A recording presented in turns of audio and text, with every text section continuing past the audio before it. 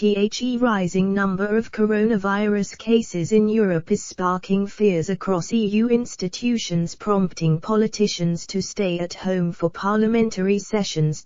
European Parliament President David Sassoli was forced to bow to pressure from MEPs asking for this week's plenary sessions in Strasbourg to proceed in hybrid form.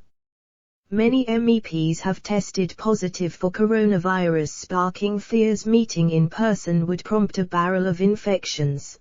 Europe is currently battling with the fourth and fifth wave of coronavirus infections, prompting EU governments across the bloc to implement new lockdown measures.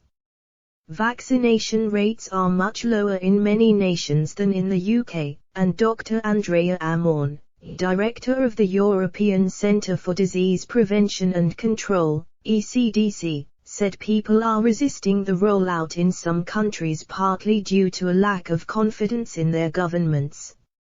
She told the BBC's Andrew Marr show that while policies like mandatory vaccination have been introduced to tackle this in some places, introducing stronger measures could work as a double-edged sword by provoking further resistance. This effect has been seen already in several countries over the weekend, from violence in Vienna over mandatory vaccines to riots in Rotterdam against a fresh looming lockdown. Police and protesters also clashed in the streets of Brussels on Sunday in demonstrations over government-imposed COVID-19 restrictions, with police firing water cannon and tear gas at demonstrators, throwing rocks and smoke bombs, witnesses said.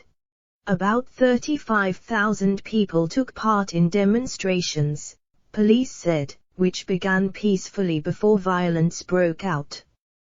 Protesters wearing black hoods threw stones at police as they advanced with water cannon at the main junction in front of the European Union Commission headquarters, Reuters journalists said. Facing up to the police lines, the protesters held hands and chanted freedom. One protester was carrying a placard reading "When tyranny becomes law, rebellion becomes..."